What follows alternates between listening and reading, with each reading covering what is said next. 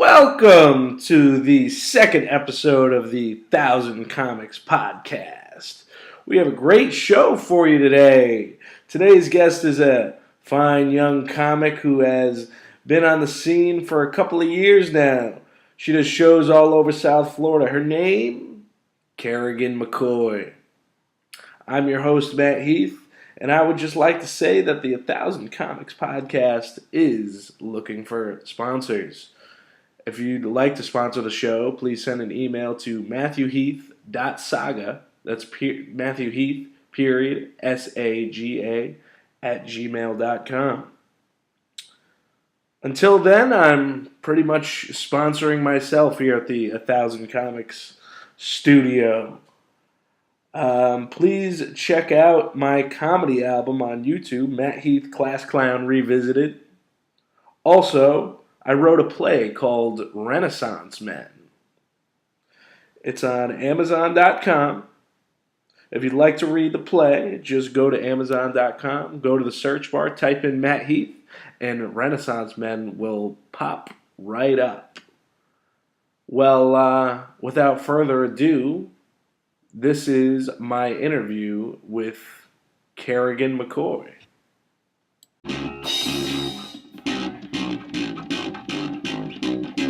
We are starting right now. This is a 1000 Comics podcast, and I'm your host, Matt Heath, and I'm sitting here with Kerigan McCoy. Hi. Welcome. Thank you. You're actually my second interview of the day. Hennessy Williams just left. How was that? That was good. No, I think yours is going to be equally as funny and enjoyable. Perfect. You're sitting here. You're loosening up. You're having a magic hat. Yeah. Hennessy did not partake in having a beer. He's a very professional interview. I'm actually going to grab a beer right now on the fridge too. Why not? All right. So I think we should start the podcast by you telling me about yourself, telling me about your life in comedy. When did you start? It's 2018. I started September of 2016, so almost 2 years now, man. September of 2016. That's pretty much right when I moved down here. I started doing comedy in Florida right when you started doing comedy. Yeah. Hello. Wow. Interesting. Can you tell me about your first time on stage? Well, I did the thing everybody does, and you just tell all your friends that you're going to be doing comedy. And the only reason I knew about it is I used to hang around at the Funky Buddha all the time. And I was just like, you know what, I'm going to do it. And then I invited all my friends, and I got up on stage, and I just watched it the other day because I saw the video of it. And there's a video of your first time on stage? Yeah. Is it on YouTube or is it? No, it's just on my phone. Oh, it's just on your phone. Really shitty quality too. But there's a video of my first time on stage on YouTube, and it's not very good at all. There's a whole series of YouTube videos that I don't know who posted them. I don't know how to take them down, but they're all of old Jokers Wild of when I started comedy in Connecticut, and I don't think none of them are good. That's fine. It's just old. It's just watching old cringe. This is Matt Heath at his first year of comedy. No one wants to watch that. No one wants to watch first year of Kerigan comedy either. That's why I kept it on my phone. I think there's people out there though. There's going to be Kerrigan fans in the future that I want to see that video of the original Kerrigan. Because I don't know, don't you want to watch early? Who's your favorite comedian? It's a big mix. I have a good few of them. I do love Louis C.K. I always will. You love Louis C.K. I don't think what he did was that bad. Okay. And I can speak, I don't know. I still love Louis C.K., but as a woman, I actually want to hear your opinion on the whole Louis C.K. It's debacle. Not like he touched anybody. He didn't force himself upon anybody. But I think, didn't it say he like jerked off onto her? Like jerked off in front of them. Not onto them. It didn't. Did his semen never actually touch her? He never came in contact. He would just say, "Can I do this?" And they'd be like, "Yeah." Like you could have said no, and he's saying there was plenty of people that said no, and he was like, "Okay." Like, yeah, it doesn't. That's not like it's not just like a whole like. Louis, if you're listening, we have a female comic that's on your side. So if you're looking for people to open for you or any of the Kerrigan's at least got how much time do you think you could do now if you were to open for Louis C.K.? Louis C.K. I can scrounge around 15 minutes. Kerrigan is saying she's got a confident 15 minutes. 15. She's got a confident 15 minutes that could open for Louis C.K. So, but why? Why do you find Louis funny? I just like because he's he's like a relatable humor. It's darker on the side that like people get a little uncomfortable with what he's saying, but it's funny in the same sense. You know what I mean?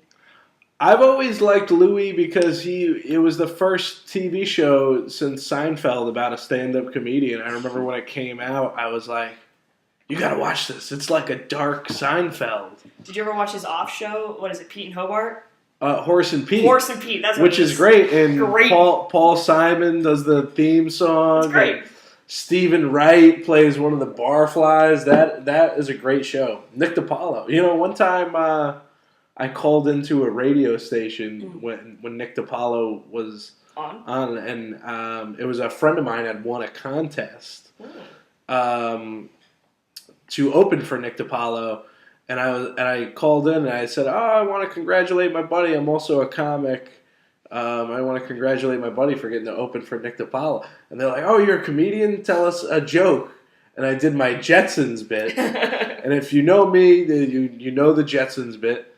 And as soon as I did the bit, the people on the radio laughed, but except for Nick DiPaolo, he said, "What did he say?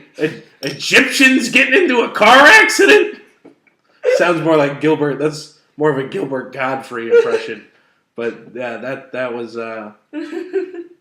something that Nick happened to DiPaolo me. not like you at all.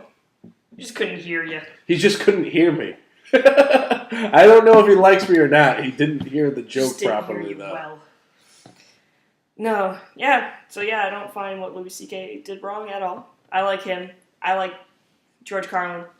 I like George, and obviously you've looked up in my extensive. And I got my George Carlin. There's 3 George Carlin albums up there. Mm-hmm. Is there an album that you like specifically? Like, is that you found more influential, like over the other ones? Not more influential. I just think they're all very, like, well put. They're very nicely done. I think it's just the. Which 3 do you have up? I got on the other side. There's Class Clown. Then you got On the Road, okay. And then you got Toledo. Okay. I like Toledo. You seem like a Toledo girl. That's when he does like all his drug humor. Yep. And like he's got like the whole if you look at the 7 Dwarves, they all like do like different drugs. Exactly. And, yeah. That was it resonates with me. That was classic Carlin. Classic Carlin. And then I also like Robin Williams before Coke. Robin Williams, the beginning was Coke.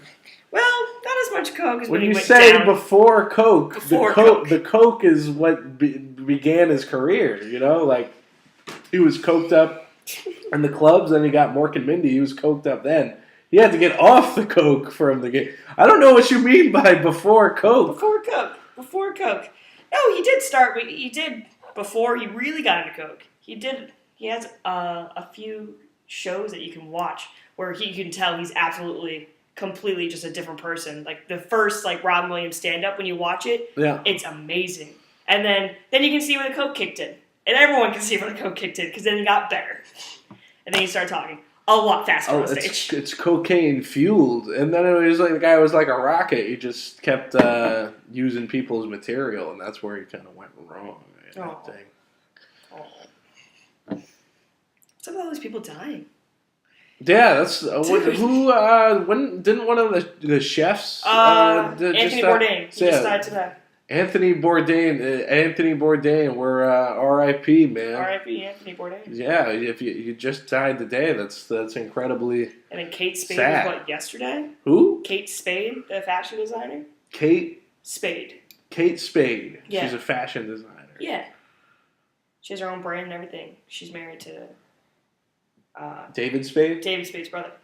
Really? Yeah. She's really married to David Spade's brother? Yep. Oh, okay. Wow. Well, there's a lot of they say it happens in threes with celebrities. Did we already have one this year? Who have we had so far now? The two you just listed. Yeah, I know, but we don't have a third one yet? Ooh, who's going to be a third? Hopefully it won't be Matt Heath with his comedy, I hope it's not with his Matt comedy Heath. album blowing up. I've got over 500 listens on. If people out there, if you want to listen to my comedy album, you go right ahead. It's free to listen to on YouTube. Is it really on YouTube? Yeah. Perfect.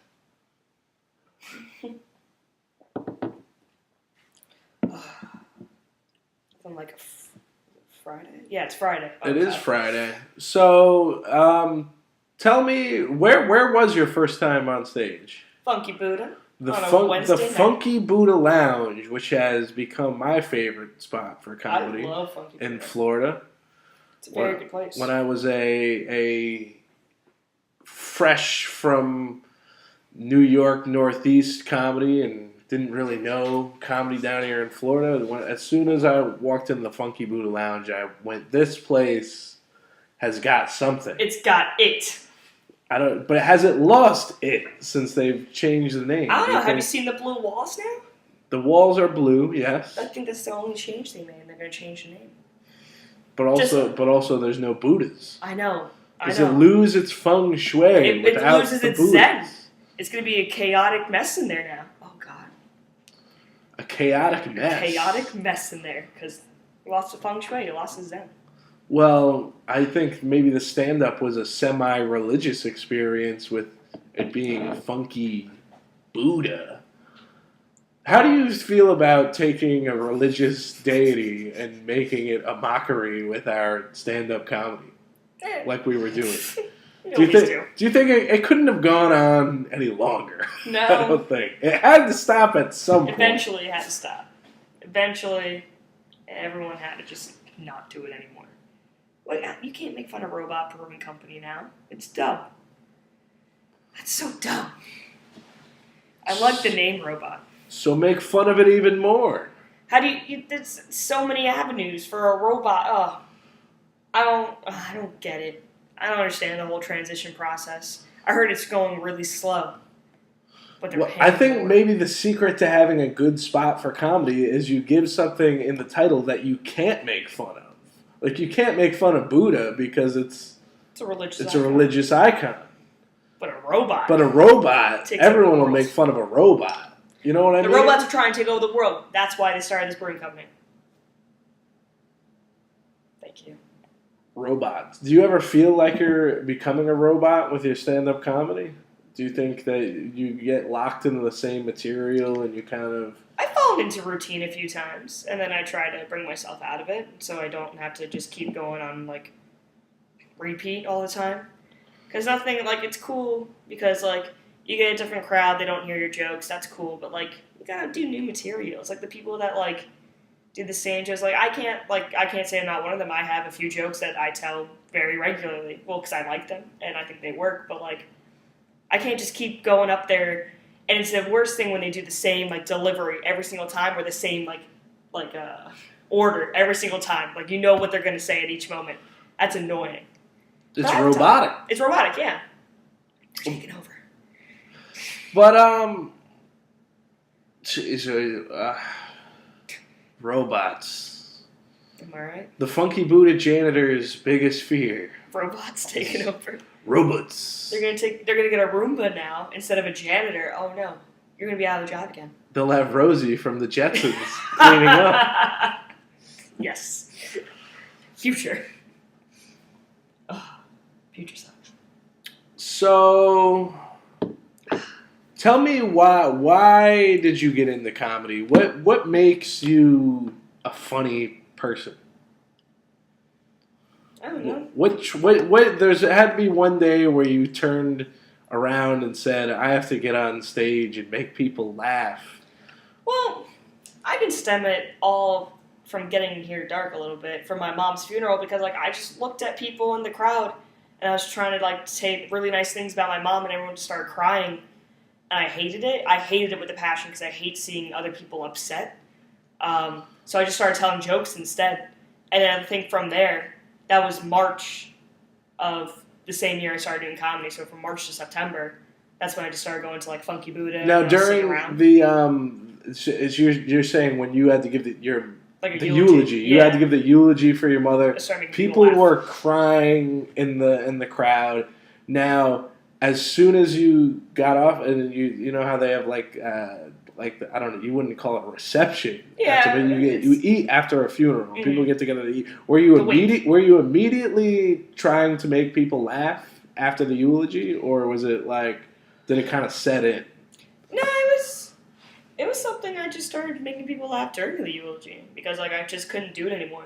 Because I was just gonna say these really nice things about my mom, how she was she's the best woman ever, like I love her and everything. But then like people just kept crying, and I was just like I can't see people cry anymore. And then how it was set up, like I was at the podium, my dad was standing behind me, my sister was just bawling her eyes out, and then I just couldn't like see people cry anymore.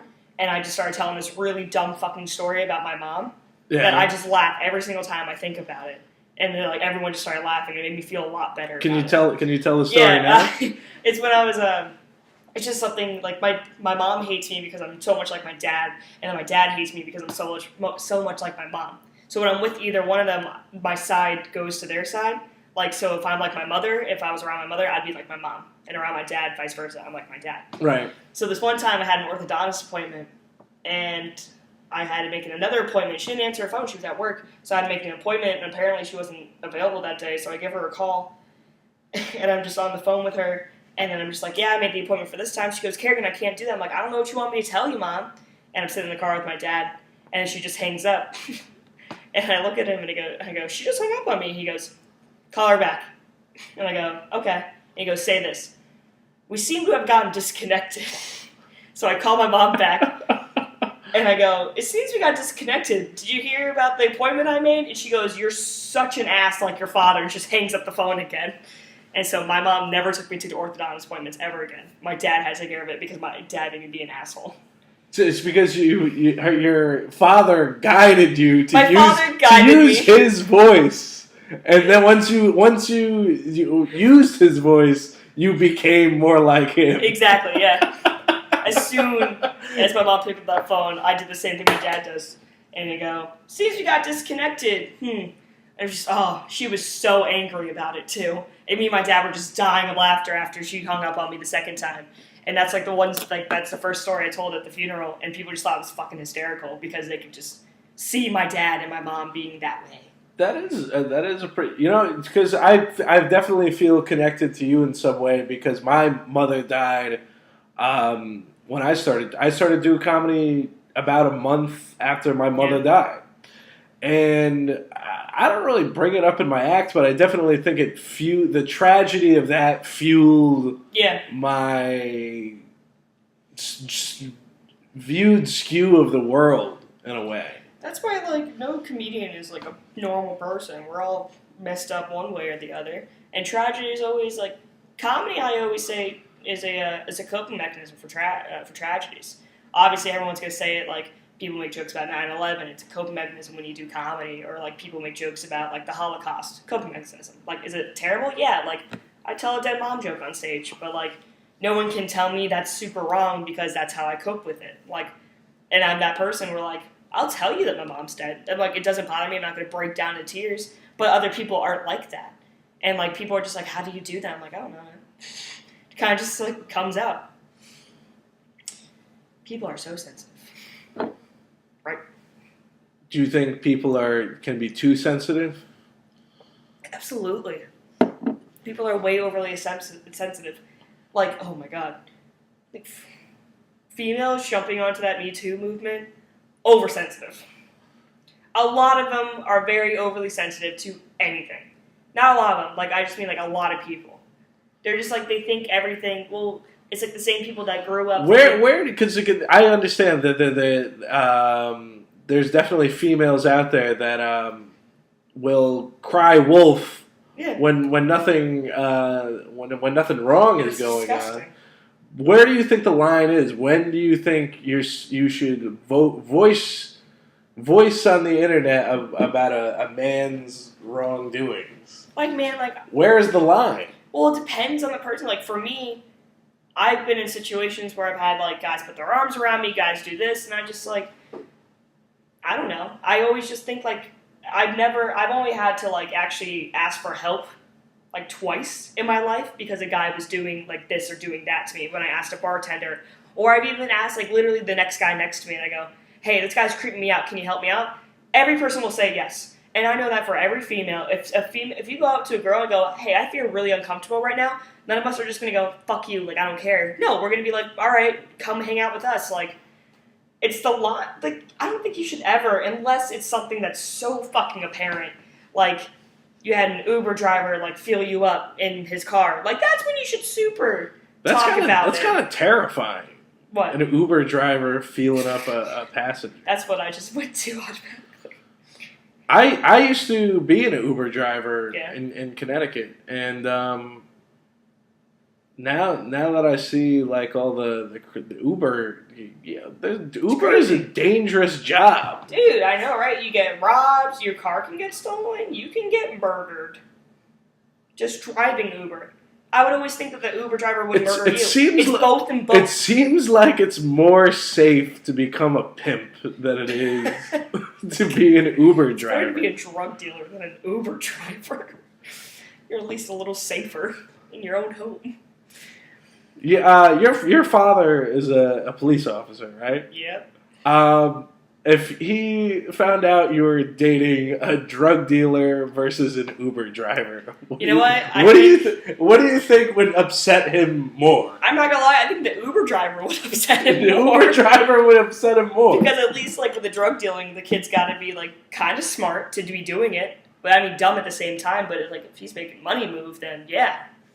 But like an Uber driver, my dad'd be like, he has no inhibition. Like he's got no stability. He's got nothing.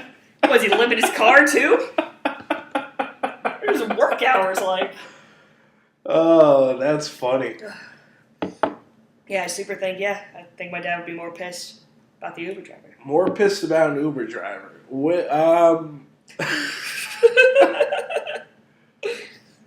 Where do we go from here? Is what I want to know. I think we should take some time now. This is becoming a 1,000 Comics tradition to read a comedy sketch. Let's do it. And let me turn the computer this way so you can read it. I'll read it from the notebook. I just want to... It's a great... The name of this sketch, folks, is Brand New Car. And here it goes.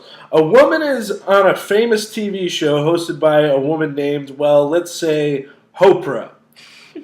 Oprah gives everyone in the audience a new car. The woman shows up at the car dealership to claim her prize.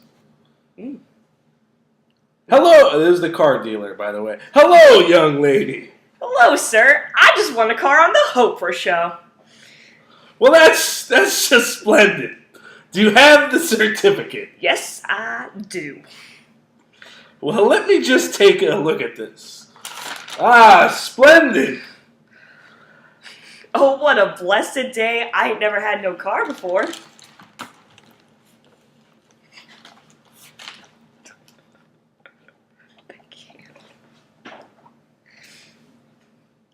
Okay. Well, how about this SUV right here? Oh, that looks amazing. I could put all my children in there, and we'll go see the That's not a typo, by the way. It's children's. Children's? Oh. try I put all my children's in there, and we'll go see the moving pictures. Okay, well, your certificate takes care of the down payment. There will be a monthly payment of $250.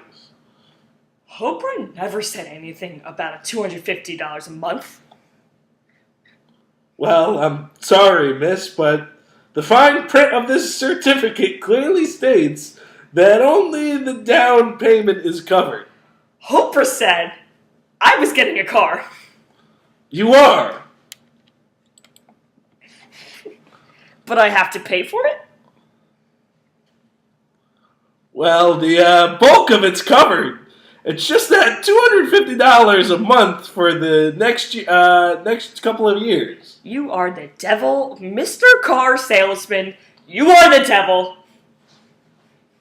I'm sorry, ma'am. I could take this certificate and give you a used car for free. Oprah said I was getting a new car.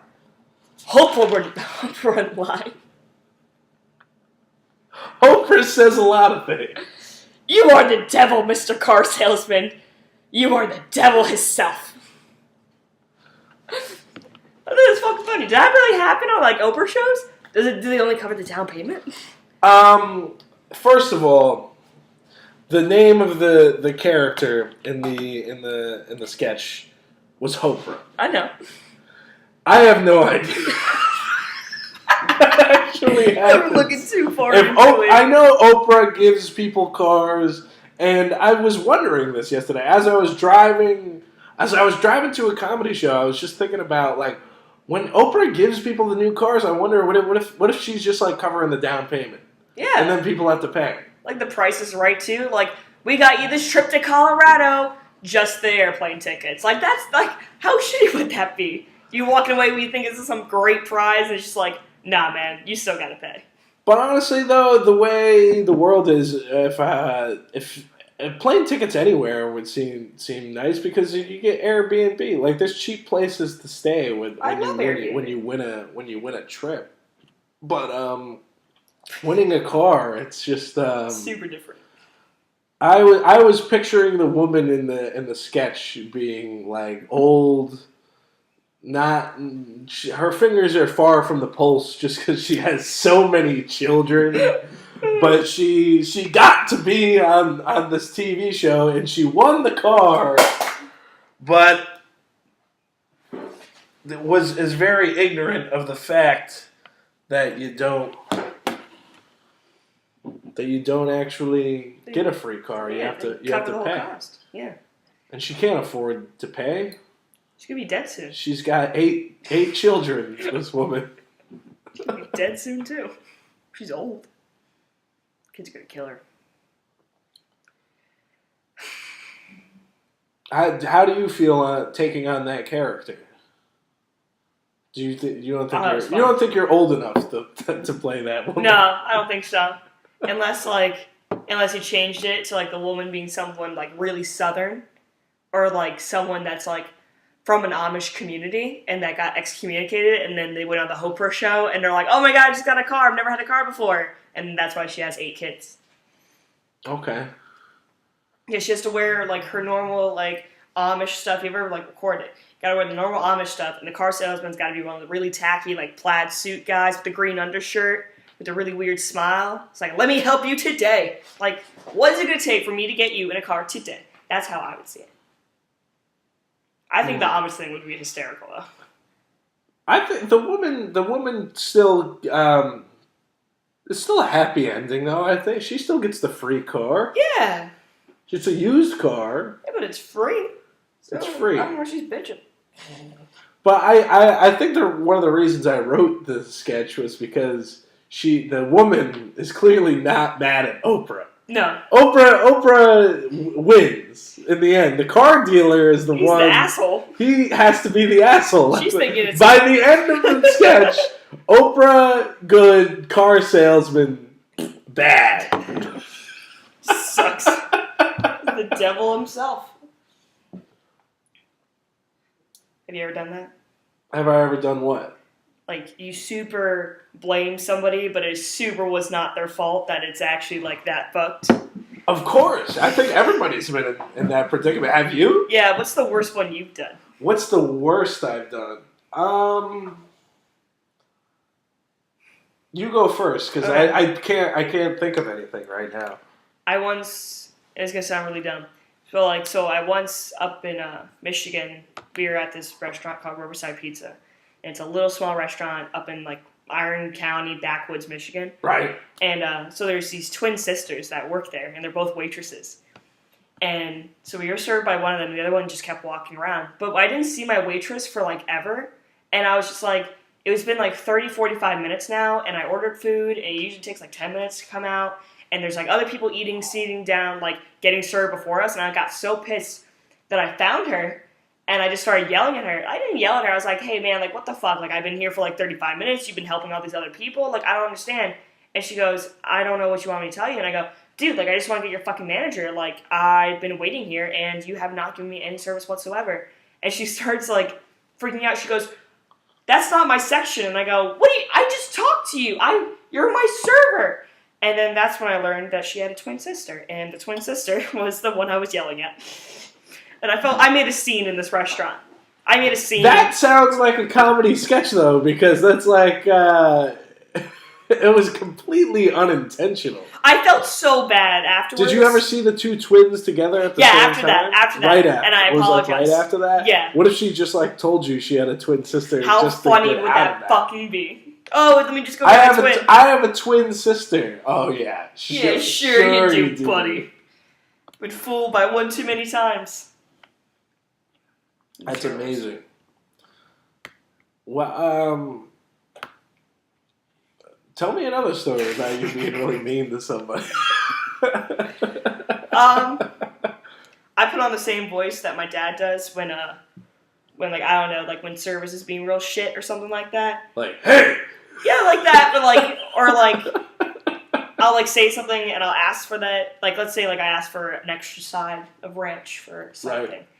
Well, not ranch. Let's do a salad dressing or something like that. Or silverware. That's a big one. Silverware. Can I get a fork? And they go, yeah. And then they walk back and they go, how's everything? And I go, I don't have a fork. I haven't eaten yet. And they go, oh, let me be right back. And then they leave again. And they came back and they go, what did you want? And I go, did I fucking stutter? I want a fucking fork. And then that was at Applebee's. Applebee's. Only the finest establishment you can go in South Florida or America, for that matter. I actually had a girlfriend in college, and a couple times. Wow. Just because. A couple times? No, a couple Good for times. you, man. I took her to Applebee's. Wow, what a romantic date. No. This was like a thing. We'd be like going to the mall or something, and to mess with her, I would say, we're going to have dinner. She would freak out every time I pulled into the Applebee's parking lot because she didn't want it. That girl can never eat Applebee's ever again, Matt. She will always think of you when she sees Applebee's. She had a hatred towards Applebee's for some reason. I have no idea why. You never asked her about it? And I thought it was hilarious. Like, dude, what's up? Why don't you like Applebee's? I don't know. I think it was just because maybe like the Talladega Nights made it seem like the most redneck place to eat. We're just at this booth. We're going to order the same thing. That would just be a terrible thing. That's a terrible date. It's like going to Ruby Tuesdays. But we never actually went in. We always would eat someplace else. You just take her there. Surprise! Surprise! We're going to Applebee's. Going to Applebee's. That must be nice. That must be a nice, like, treat for somebody. We're going to Applebee's. Yes. I really liked Chili's when I was a kid. I do like Chili's still. You still like Chili's? I still like Chili's. Can you remember an experience you had at Chili's that's memorable and that's shareable on a podcast such as this? That was terrifying. I don't know. I don't have like good Chili's like things. Fuck it. I don't know, man. Never really had a bad experience or some weird experience at Chili's. No? What about Denny's? Oh, Denny's, man. Let me get you started with some Denny's stuff. There's this one time. I used to love Denny's. Like, Denny's was, like, my spot at 2 a.m. after, like, I don't know, hanging out with my friends, drinking, whatever. And we went to Denny's this one time. It was 4 of us. It was my friend Allison, Logan, Lexi, and myself. And we went to Denny's at about 3 a.m. The power was out at Allison's house, and we wanted food. And we went to Denny's. And there's only one guy working the whole place. His name's Vladimir. Shout out to Vladimir, by the way, because you'll see why at the end of the story. But Vladimir. Yeah, like Vladimir, but with a B and just put a Y. Vladimir. He was a cool guy. And he was running these orders, and he's taking care of, like, it was popping for, like, a Denny's, like, Thursday, Wednesday, whatever. How like late? 3, it was like 3 a.m. Okay. It was busy. But then we're there, and I'm like, I thought this guy was awesome. Like, he was taking care of us, but he was like, oh, I'm sorry, I'm taking so long. I'm like, dude, like, it's fine. Like, I get it. Because it's one person. Yeah. And, like, running an entire restaurant. And then I see the manager, who's a woman, and then I see another, like, assistant manager, and they just come out of the back somewhere, not the kitchen, but, like, they just come out of nowhere and start counting money, and they leave again. And I don't see him again for Sounds like a shabby operation. It was. I didn't like it. And I saw Vladimir, and I go, Vladimir, where's your manager? And then he goes, I don't know. She just, like, disappears all the time. And I go, dude, go get her. And he goes and gets her for me. And then, so she comes out, and I say, dude, like, this guy, like, why aren't you helping him or anything? And she goes, oh, I just have so much to do. And I go, no, like, you're going to help this fucking dude. And, like, I'm not accepting his help. I'm not accepting the other guy's help. I want you to handle the rest of my order. Or if not, I'm going to walk out and I'm not going to pay. And then she's like, yeah. She then gave me attitude back, and then Vladimir quit. And then... Vladimir quit? Yeah, Vladimir quit after all that shit happened. Because of something you said? No, I said it to the manager. And the manager was like, oh, that's not my problem. He should be working better. And I go, what are you talking about? And then this is out when I had, because they expect this one guy to run an entire restaurant. Yeah. And then, like, these other tablers were like, yeah, like, why aren't you helping him? And they're like, yeah, it's like, he's like killing out here. And then he's like, you know what? Fuck it. I'm done. And then he asked us for a ride home. Wow. Yep. It was a weird Denny's night. I went in there without shoes on. I had sweatpants on. So you know how hard it is to try and be really, like, professionally angry at somebody when you have no shoes on? Well, yeah, it's kind of hard to have the the groundage. Do you have the grounds to tell somebody how to do their job when there's shoes. A shirt, no shoes, no service policy? I pulled my pants down over my feet. Yeah, we are in this story is only something that can happen in Florida, in South Florida. Exactly, yeah. This is a very much because I feel like there's other Denny's in other parts of America that are nicer, but also bad for other reasons. Do you know what I always feel? If we're gonna get off the Denny's, Waffle House. I love Waffle House, but if you go into, I feel anytime I go into a Waffle House, any time of day, I'm gonna get shot. Any time of day. Yeah. It could be like 2 o'clock in the afternoon, super busy. 7 o'clock in the morning, busy. Cops inside, cops not inside. I don't care. If I'm in a Waffle House, I think I'm gonna die every single time I'm going there. But I love their waffles. But why? To tell you the truth, I've never been in a Waffle House. Oh my God, Matt. That's a disgrace. Waffle House is great. But you just said you feel like you're gonna get shot when you're in. No, yeah, because Waffle House is just looks sketchy. There's a Jim Gaffigan joke where he says, "Why does the place look like it was written with a ransom note?" It looks like, and it's absolutely true. Like, it's terrifying to walk in there. You can tell the servers all hate their jobs, and just how the building looks like a crack den. I don't know. Everyone looks like they do crack there. Well, it's weird because it's like Waffle Houses are like. I feel like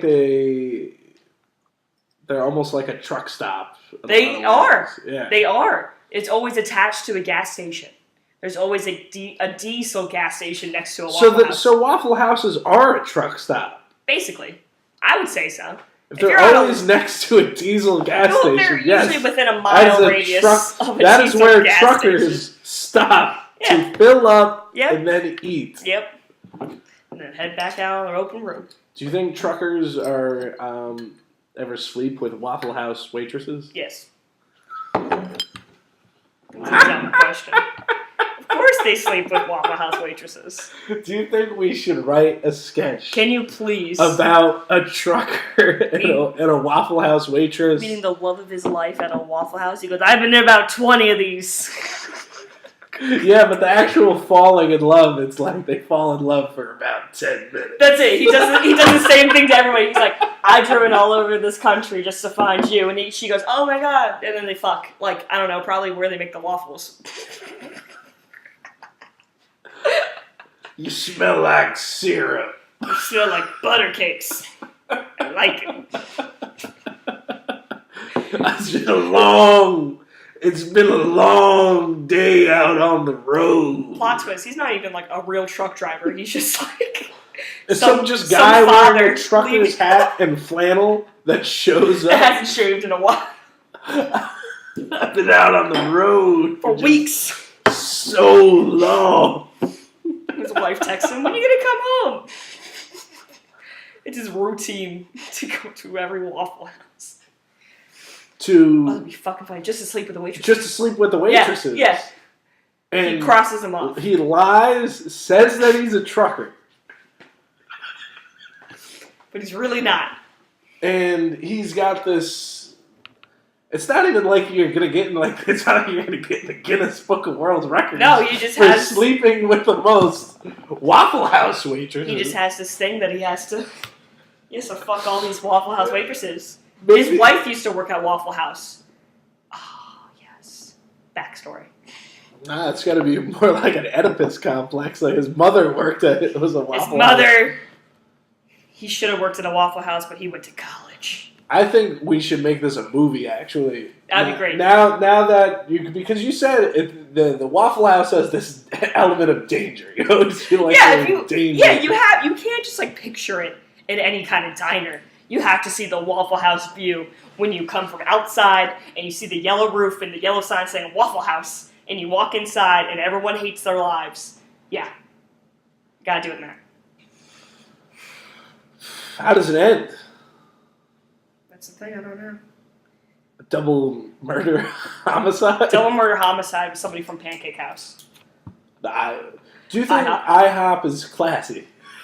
I love IHOP. Compared to Waffle House. I think IHOP is classier than Waffle House, for sure. Because it's international.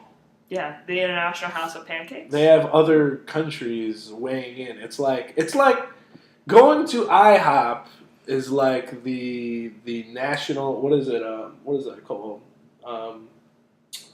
It's like United Nations. Yeah. Compared to Waffle House, which is like, if we're gonna make like the old SAT analogy. Okay. Waffle House is to... No, it's IHOP is to United Nations as Waffle House is to... Crackdown. Crackdown? It looks like one.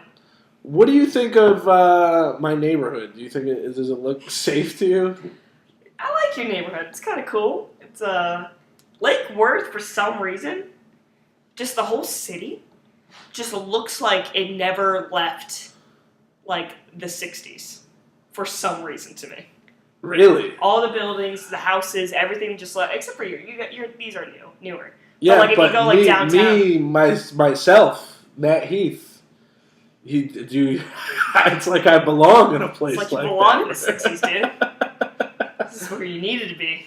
I needed to come to Lake Worth, man. Be with my own kind. Go to Waffle House. Where is there a Waffle House near? I want to look that up because I actually really want to. I know there's one, I believe, in Oakland Park, if I'm not mistaken. Have you ever been to the original House of Pancakes, though? No. There's an original House of Pancakes? Yeah, there's the International House of Pancakes, and there's the original Pancake House. The original Pancake House, actually. No. Waffle House. Well, I'd like to take this moment to closest Waffle House. To tell our fans out there, to tell possible people that could donate money to the show to make us, to make 1,000 comics a better pod. We are looking for sponsors, and if Waffle House Hey, Waffle House. or IHOP or Denny's or any of these Chili's. Any of these great establishments Applebee's. we've mentioned would like to sponsor the 1,000 Comics podcast. That'd be dope. We would be happy. Send us gift cards. We'll do commercials. Send gift cards. The closest Waffle House is 33 miles away in Oakland Park. That's a trip in itself, just to go to Waffle House. There's 4 Waffle Houses. There's 2 Waffle Houses in Davie. There's 2 Waffle Houses, 1 Waffle House in Miami Gardens, and then another Waffle House in Port St. Lucie. Port St. Lucie. Whew. Back. Yep. I think me and you should write the movie in a Waffle House. Can we? We have to sit together and actually write it. Eat our waffles? Because we actually see the waffle. I'm just really picturing... You've just never been to a Waffle House, I'm just picturing the characters in the movie to be like the bad guys in Fargo. Like Steve Buscemi and the Russian dude. We need Steve Buscemi. They'll be... And the Russian guy. Can't Steve Buscemi be the lead guy? In the Waffle House... In the Waffle House the movie? Yeah. Steve Buscemi... I like that idea. We get Steve Buscemi. 1. He'll play the guy who wants... You know what Waffle Houses look like. Steve Buscemi just wants to bang all the Waffle House waitresses. It fits his role and everything. He's always the creepy guy.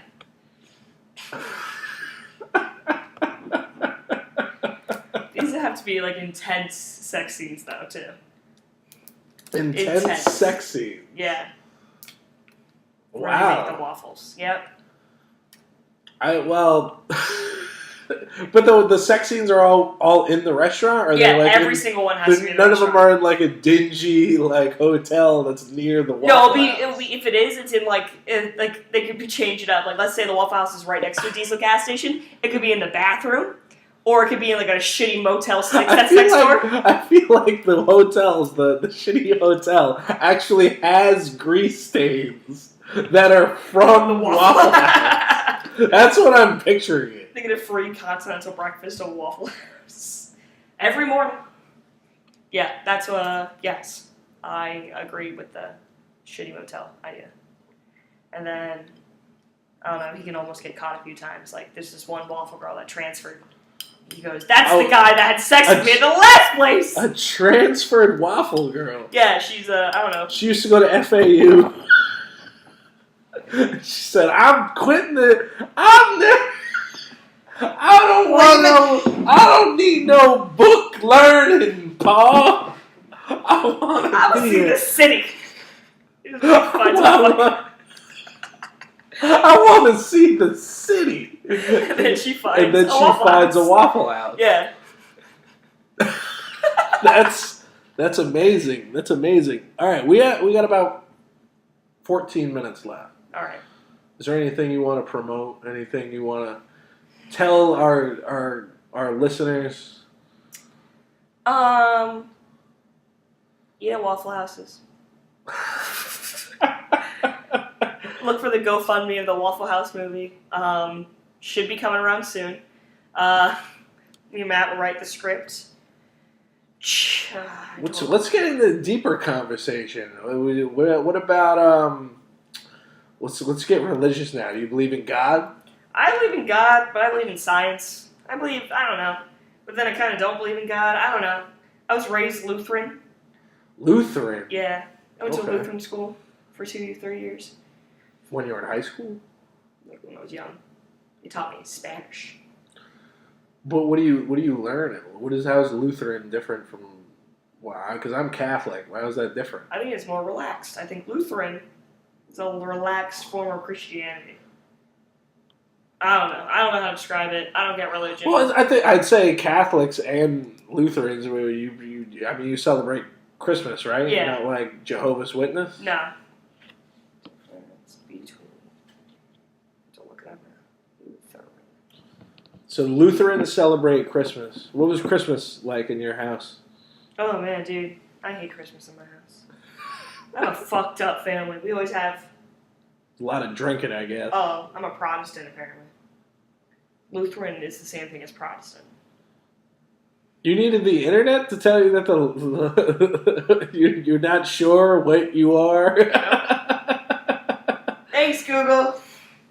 But, Christmas for me, always growing up, either ended in the cops being called or, like, any form of 911 services being called. Either it's a heart attack or, like, someone got mad at somebody else. Your father's a cop, though. You already have the cops there. Yeah, sometimes we need more cops there. Like, I remember one Christmas Eve, me and my stepmom were both bitten by a dog, and we then had to go to the hospital. My dad was on a SWAT call out. And then, yeah. Christmas, I don't know why, for holidays for my family, just things happen. Like, what was it, last year? Like, yeah, when my mom died, she had a seizure the day before she died, and it was Easter. So every holiday is the McCoy family calling 911 for some reason. Sometimes you gotta call the cops on yourselves because we all hate each other. The holidays suck. It's fun. It's very entertaining to watch. If I stay, no one has any drama to tell me.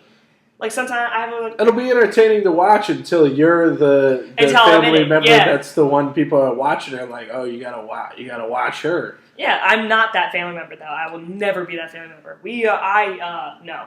Our whole family knows who those family members are. Because you gotta be the one that's just entertained. You can't be the one that's entertaining with shenanigans. And then like, oh man, they suck. Half my family sucks at parenting. The other half is just, ugh. My mom's family doesn't talk to me. My family is just something else.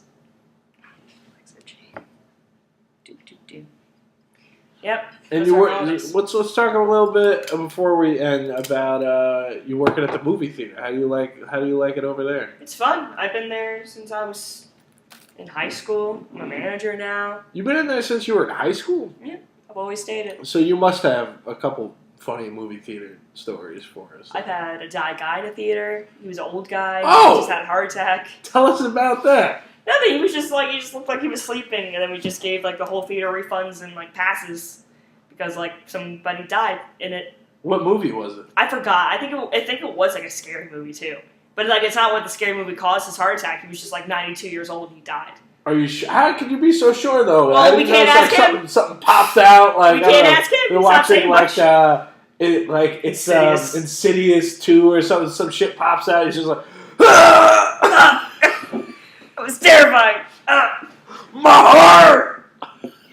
He actually yells, everyone else is screaming too in the theater. No one can hear. And he just goes, my heart! And then it's quiet again.